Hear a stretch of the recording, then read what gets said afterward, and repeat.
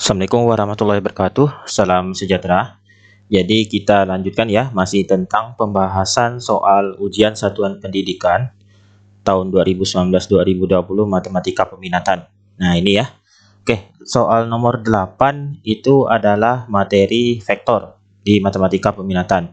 Nah, jadi diketahui vektor V seperti ini, lalu vektor Q dan R seperti ini. Yang ditanya itu adalah vektor P dikurangi 2 kali vektor Q ditambah vektor R.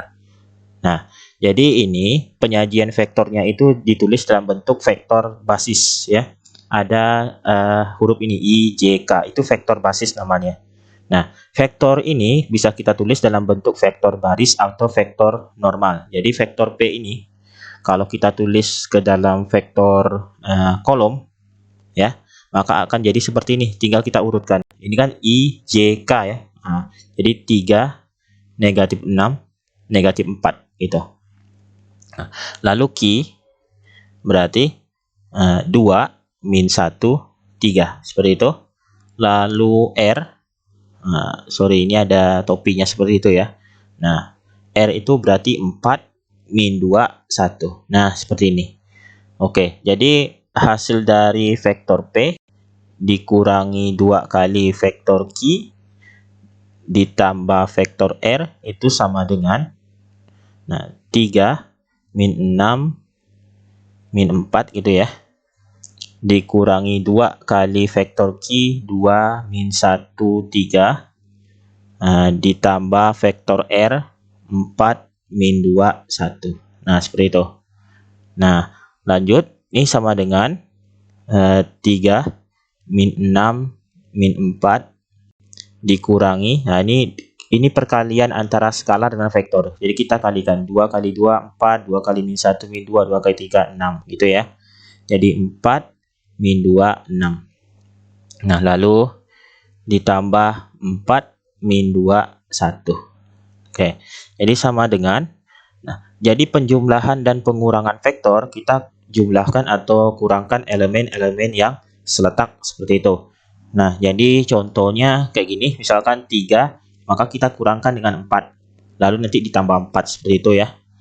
Nah, jadi ini 3 dikurangi 4 ditambah 4 ya. Lalu min 6 dikurangi min 2 ditambah min 2. Oke.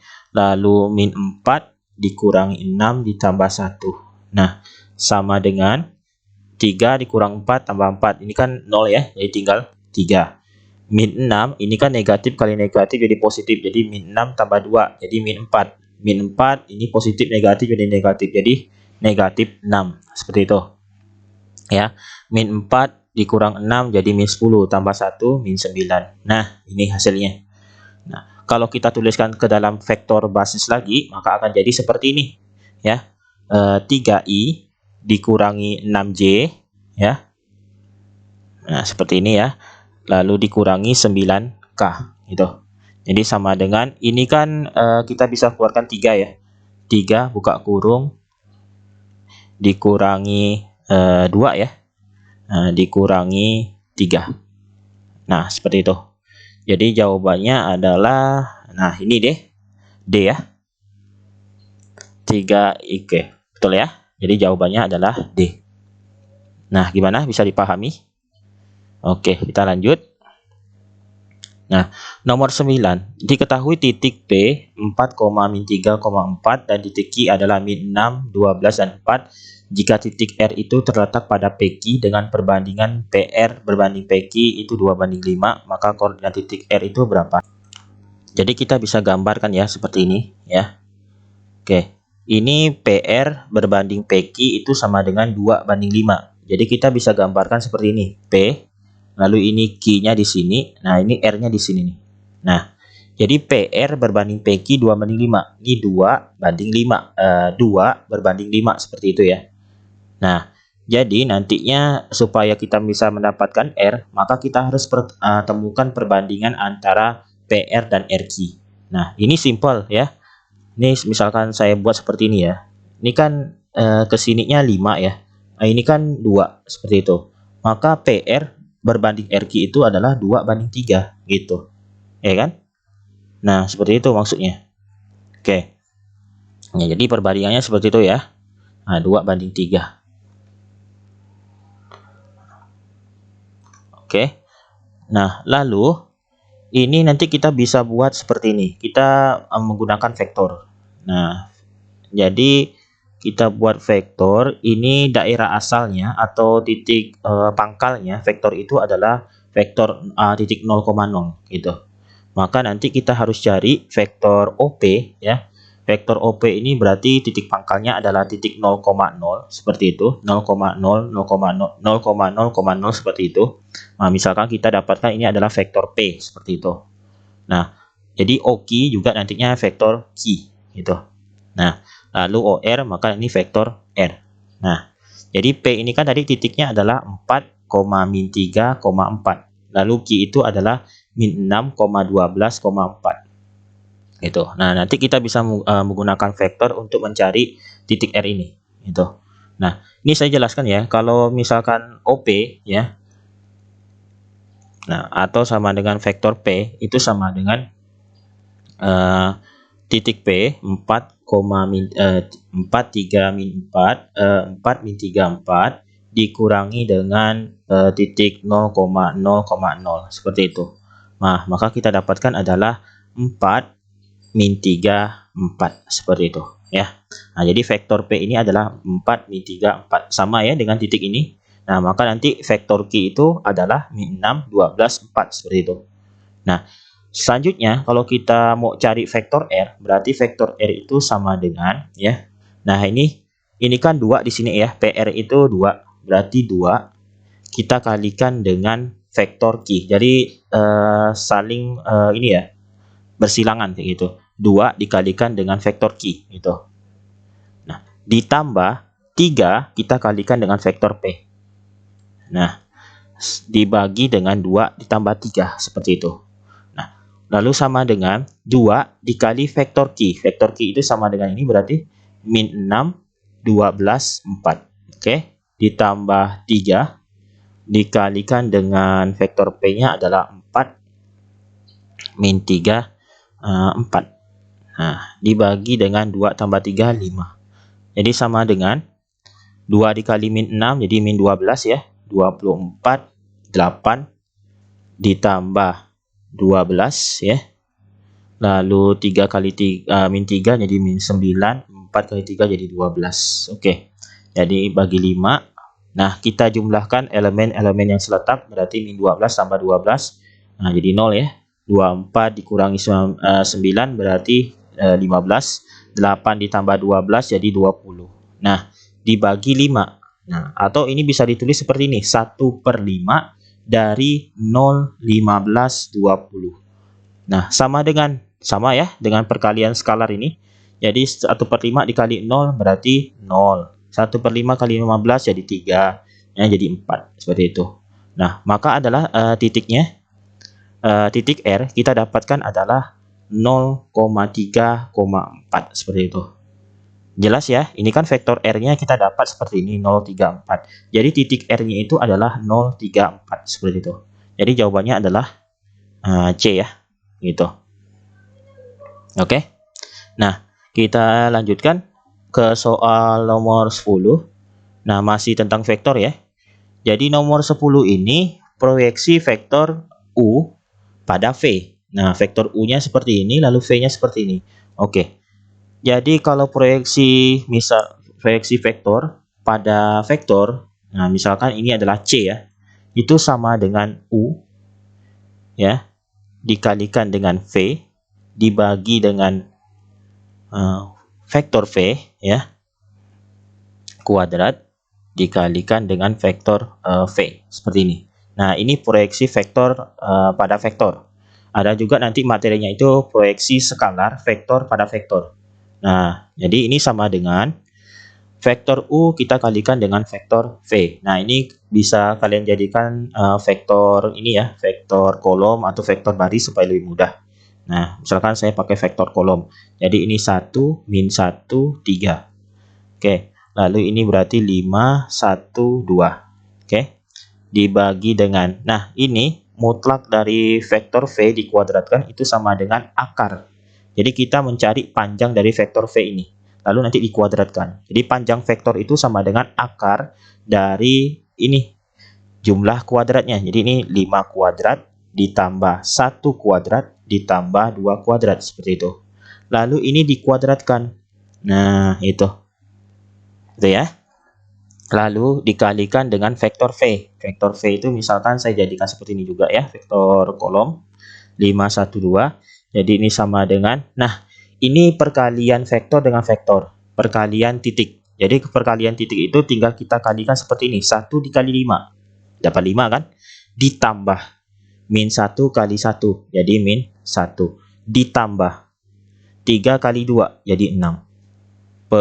Nah, ini kalau akar dikuadratkan akarnya jadi hilang ya. Berarti tinggal yang di dalam ini. Tinggal 25 ditambah 1 tambah 4. Nah, kita kalikan dengan 5, 1, 2. Oke, sama dengan berarti ini 4 jadi 10. Nah, ini 26 jadi 30. Nah, 5, 1, 2. Begitu. Nah, berarti ini adalah 1/3 dari 5, 1, 2 seperti ini. Nah, atau bisa ditulis ini adalah 1/3 dari 5i ditambah j ya, ditambah 2k seperti ini. Nah, jadi jawabannya adalah 1/3 dikali 5i ditambah j tambah 2k. Jadi jawabannya adalah yang C ya. Betul ya. Oke, 1/3 5i tambah j tambah 2k. Oke, sip. Nah, gimana? Bisa dipahami materi tentang vektor? Oke, satu lagi ya. Nah, ini nomor 11. Nah, jadi ini masih materi tentang vektor. Jadi aplikasinya. Seorang arsitek ingin mendesain sebuah taman. Pada gambar desainnya, taman tersebut membentuk sebuah bidang dengan titik sudutnya adalah 031, 305, dan 143. Salah satu fitur dalam taman tersebut adalah sebuah tugu yang harus diletakkan tegak lurus terhadap tanah. Vektor tak nol yang menyatakan letak tugu yang tegak lurus terhadap ketiga titik tersebut. Nah, jadi kayak gini. Nah, ini saya gambarkan ya, ilustrasinya misalnya seperti ini. Jadi ini misalkan vektor dari A titik ya, titik dari 031.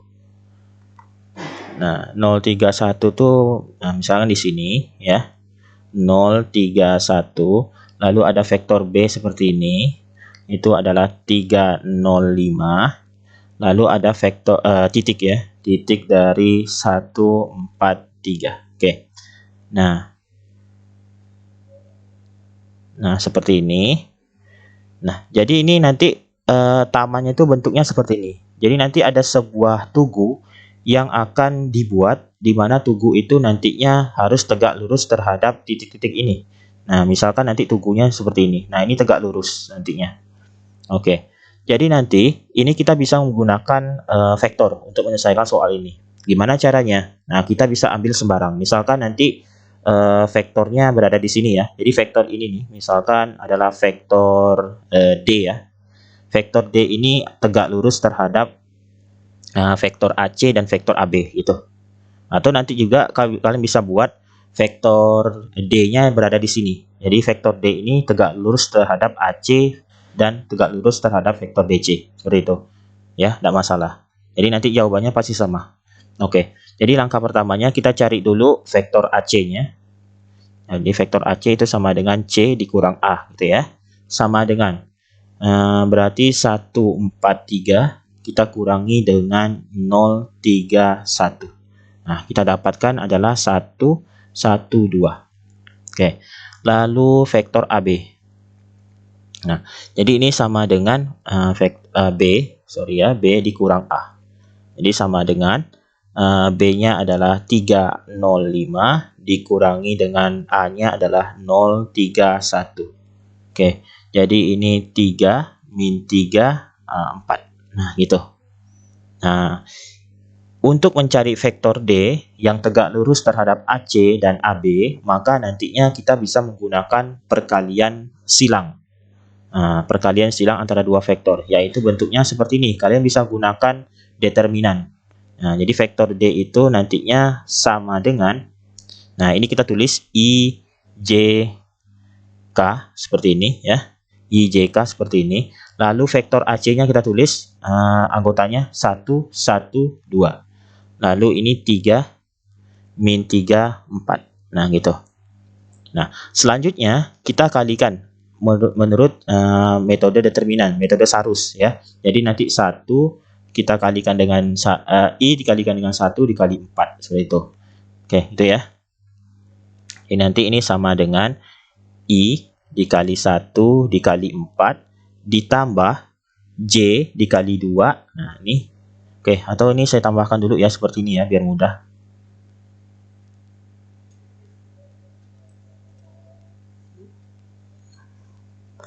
Nah, ini I 1, 3, J 1, min 3 seperti itu ya. Nah, jadi nanti kita mencari determinannya. Ini sama dengan I dikali 1 dikali 4 lalu ditambah J dikali 2 dikali 3 ya. Seperti ini ya. Terus hilang, lalu K dikali 1 kali min 3. K kali 1 kali min 3 seperti itu. Nah, ini kan yang miringnya ke kanan ya. Lalu kita kurangkan dengan miringnya yang ke kiri. Seperti itu. Jadi K kali 1 kali 3. K kali 1 kali 3. Oke. Ditambah I dikali 2 kali min 3. I dikali 2 kali min 3 ditambah lalu J kali 1 kali 4. Nah, J kali 1 kali 4. Nah, seperti ini. Oke. Jadi sama dengan nah, ini kan I kali 1 kali 4 berarti 4I. Lalu J berarti 6J. Lalu min 3K. Nah, dikurangi dengan K kali 1 kali 3 berarti 3K. Lalu ini min 6I ya. Nah, lalu 4J. Nah, oke. Oke, jadi ini saya lanjut di sini ya. Nah, sama dengan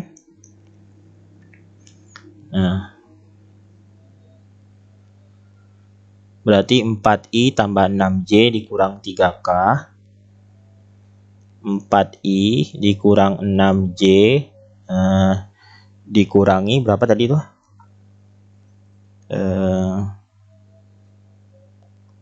3K ya.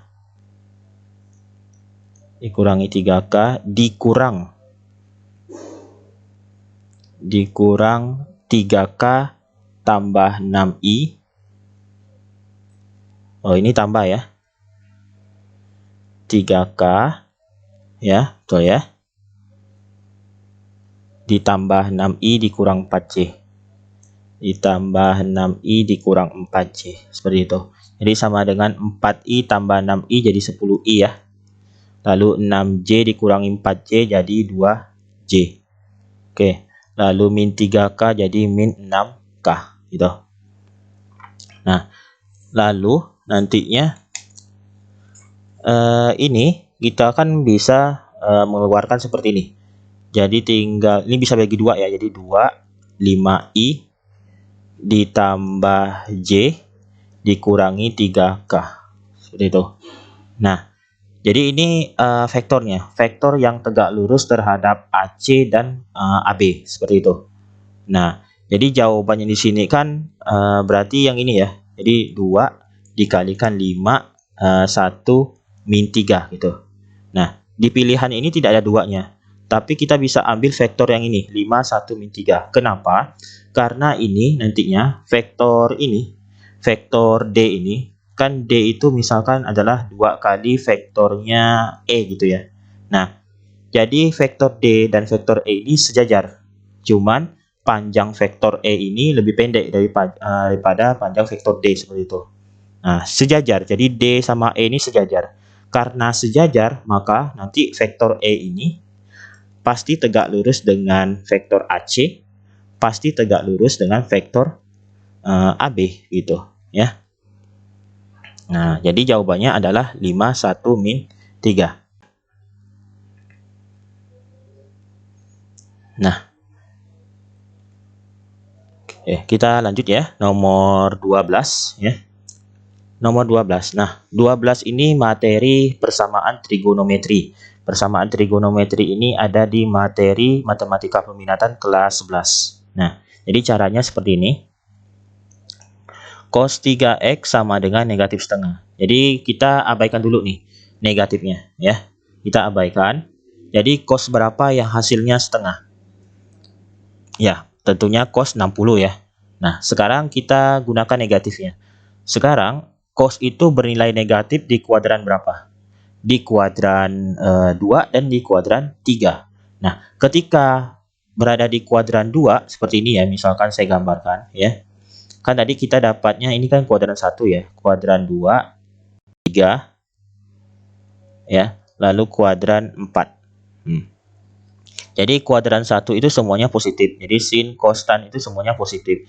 Cos itu bernilai negatif di kuadran 2 dan 3, tapi bernilai positif di kuadran 1 dan 4. Nah, tadi kan kita abaikan dulu ya negatifnya.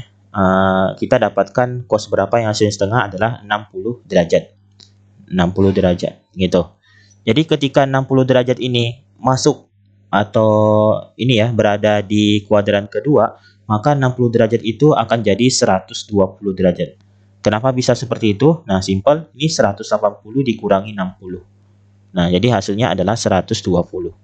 Kenapa harus pakai 180? Nah, ini seperti yang udah saya jelaskan ya. Jadi nanti kalau kita pakai rumus trigonometri menggunakan rumus apa tuh sudut relasi menggunakan 180, nanti tidak berubah. Sin tetap sin, cos tetap cos, dan lainnya seperti itu. Nah, maka kita gunakan 180 dikurangi 60. Nah, sudut relasinya dengan kata lain kayak gini. Sudut relasi dari 60 di kuadran 2 itu adalah 120 derajat. Nah, jadi ini adalah cos berapa yang hasilnya negatif setengah? Adalah cos 120. Gitu. Nah, jadi ini 3x sama dengan 120 derajat. Ya. Nah, sampai di sini kita gunakan persamaan trigonometri untuk fungsi kosinus. Persamaan kosinus. Jadi kayak gini. Cos x sama dengan cos alfa, maka kita dapatkan adalah x sama dengan alfa. Nah, x1-nya itu adalah alfa ditambah k kali 360. Nah, sehingga karena ini 3x sama dengan 120, maka ini 3x1 sama dengan 120 derajat ditambah k kali 360. Nah, kita bagi 3 ya. Jadi tinggal x1 sama dengan 40 ya. Ditambah k kali 120 derajat. Nah, itu. Nah, jadi kalau k-nya 0 berarti x1-nya adalah 40 derajat. Apakah memenuhi? Memenuhi ya. Nah, masuk di 40 derajat. Kalau K sama dengan 1, X1-nya adalah 160. 160 apakah masih memenuhi? Masih ya, karena masih berada di antara 0 sampai 180. Coba kalau K-nya sama dengan 2. Nah, tidak ya. Berarti cukup sampai 40 dan 160. Nah. Oke. Lalu X2-nya bentuk rumusnya itu sama dengan untuk yang cos ya, negatif alfa ditambah K kali 360. Nah, jadi ini 3x2 sama dengan negatif 120 derajat ditambah K kali 360.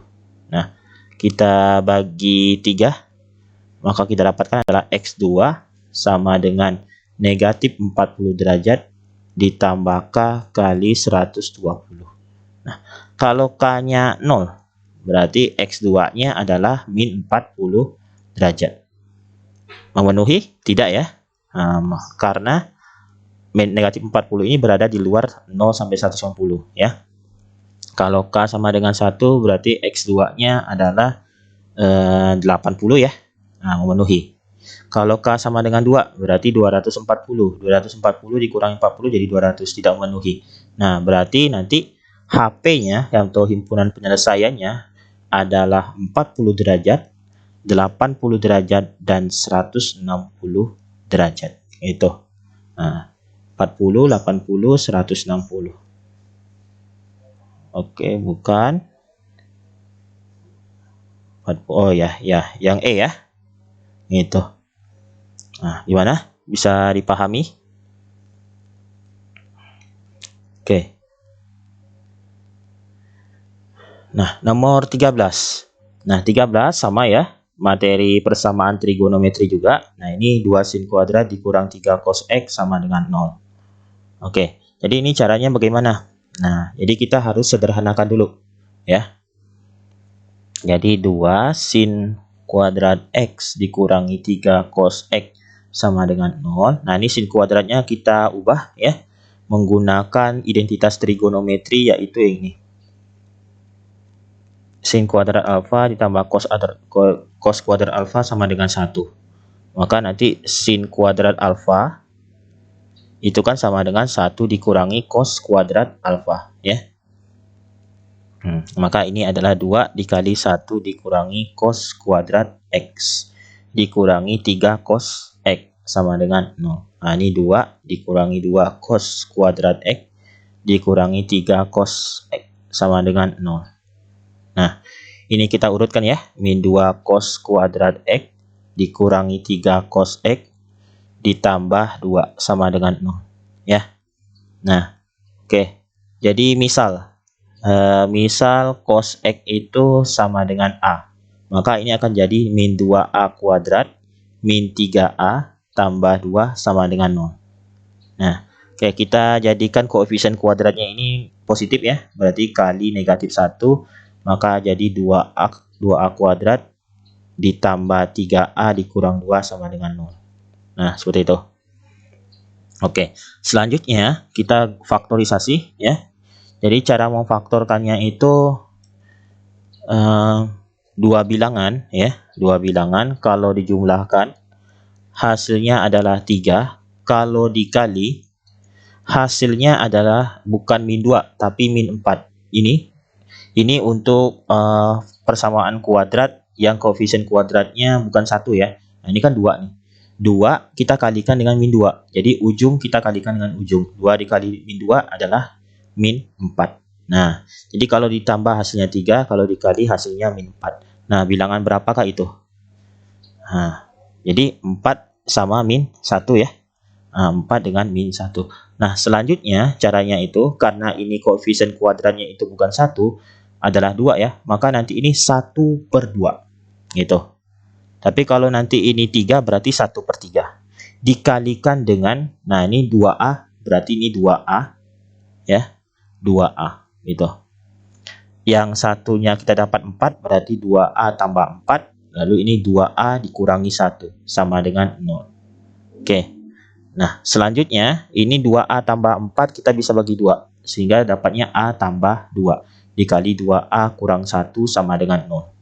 Nah, kita dapatkan A tambah 2 itu sama dengan 0 atau 2A kurang 1 sama dengan 0. Jadi A-nya sama dengan min 2 atau A-nya sama dengan 1/2. A sama dengan negatif 2 itu tidak mungkin. Karena nilai minimum dari cos itu adalah min 1. Sehingga ini tidak memenuhi ya. Tidak memenuhi. Jadi nilai yang memenuhi adalah A sama dengan setengah. Nah, oke. Nah, kita cari nilai X-nya. Jadi A-nya itu sama dengan setengah. Berarti nanti cos X-nya sama dengan setengah. Nah, sama caranya seperti sebelumnya. Berarti cos berapa yang hasilnya setengah? Berarti cos 60. Seperti itu. Nah, berarti kita dapatkan adalah X sama dengan 60. Nah, sama ya. Jadi ini fungsi persamaan kosinus. Maka nanti kita gunakan persamaan kosinusnya berarti X1 sama dengan alfa ditambah K kali 360. Jadi ini sama dengan 60 ditambah K kali 360. Jadi kalau K-nya 0 berarti X1-nya adalah 60 derajat. 60 derajat masuk ya. Nah, kalau K sama dengan 1 berarti X1-nya sama dengan 420 derajat. Tidak masuk ya. Karena 420 ini lebih dari, ini kan 360 nih. Nah, tidak masuk. Ini tidak memenuhi. Oke. Kalau X2-nya berarti sama dengan itu adalah negatif alfa ditambah K kali 360. Nah, sama dengan negatif 60 derajat ditambah K kali 360.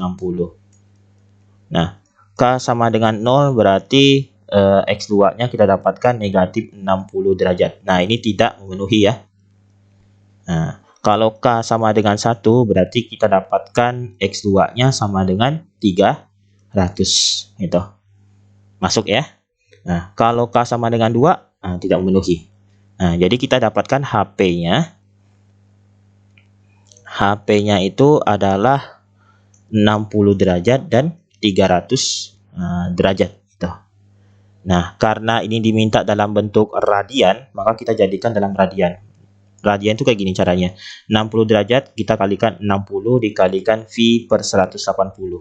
Nah, kita sederhanakan berarti dapat V per 3. Nah, gitu ya. Kalau 300 derajat berarti 300 kita kalikan dengan V per 180. Nah, kita bagi berapa nih? Bagi 60 bisa ya. Nah, jadi 5V per 3 gitu. Nah, jadi jawabannya adalah V per 3 dan 5V per 3 gitu. Nah, oke. Jadi jawabannya apa nih? Nah, jadi A ya. Oke. Jadi nomor 13 A. Ya. Oke. Nomor 14. Nah, nomor 14. Nah, ini sama ya. Dengan nomor 13 dan nomor 12 tadi ya. Jadi ini 2 sin 2x ditambah 5 per 6v sama dengan 1. Nah, jadi langkah pertamanya kita pindahkan dulu nih duanya. Berarti sin 2x ditambah 5 per 6v sama dengan 1 bagi 2. Ya kan? Nah, berarti ini sama dengan sin 2x ditambah 5 per 6v sama dengan sin berapa yang hasilnya setengah. Jadi sin 30 gitu. Nah, selanjutnya berarti ini 2x ditambah 5 per 6v sama dengan 30 derajat gitu. Nah, lalu kita gunakan persamaan sinus. Itu seperti ini. Kalau kita dapatkan sin x sama dengan sin alfa, lalu x-nya sama dengan alfa, x1-nya itu adalah alfa ditambah k kali 360, sama seperti cos tadi ya. Tapi perbedaannya di sini, di x2, yaitu 180 dikurangi alfa ditambah k kali 360 ya. Oke. Nah, karena ini bentuknya adalah 2x ditambah 5v per 6, maka nantinya seperti ini ya. 2x1 ditambah 5 per 6v sama dengan 30 derajat ditambah k kali 360. Karena kan ini kan alfanya ya. Nah, oke. Berarti ini 2x1 ditambah 5 per 6v itu berarti 180 bagi 6, 30 jadi 150.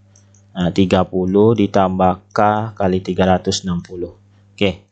2x1 sama dengan, jadi 150-nya kita pindahkan.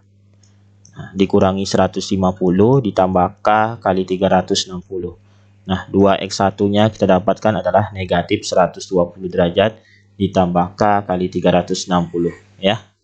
Oke, kita bagi 2, maka kita dapatkan adalah negatif 60 ditambah K kali 180.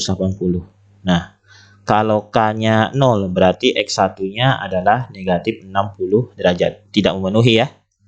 Nah, karena kan 0 sampai 180 derajat. Kalau K-nya sama dengan 1, berarti X1-nya adalah 120 derajat. Betul ya? Nah, masih memenuhi. Kalau K-nya sama dengan 2, nah tidak memenuhi ya. Oke. Selanjutnya kita coba yang X2-nya. Nah, berarti ini 2x2 ditambah 5 per 6v sama dengan 180 ya. Rumusnya 180 dikurangi alfa. Alfanya 30. Dikurangi 30 ditambah K kali 360. Nah, 2x2 ditambah Nah, 150 sama dengan, nah ini 150 ya, tambah K 360. Oke, 2x2 sama dengan 150-nya kita pindah. Nah, ini 150 dikurangi 150 ditambah K kali 360. Jadi 2x2 sama dengan 0 derajat ditambah K kali 360. Oke, kita bagi 2. Ini jadi 0 derajat ditambah K kali 180. Nah, kalau K-nya 0, berarti X2-nya adalah 0 derajat. Memenuhi ya. Kalau K sama dengan 1, berarti X2-nya adalah 180 derajat. Memenuhi. Kalau K sama dengan 2, tidak memenuhi. Udah. Berarti HP-nya itu adalah 0 derajat, lalu 120 derajat, lalu 180 derajat. Nah, karena diminta dalam bentuk radian, nah sama caranya. Maka kalau 0 derajat ya udah 0 ya. 120 berarti kita dapatkan adalah 2V/3 ya. Nah, 180 berarti V. Nah, udah. Jadi jawabannya adalah yang E. Betul ya? Nah, yang E. Oke. Nah, 15 ini materi sama ya, materi di matematika peminatan kelas 11 juga. Nah, itu jumlah dan selisih dua fungsi trigono. Nah, jadi caranya, nah kalian harus tahu dulu.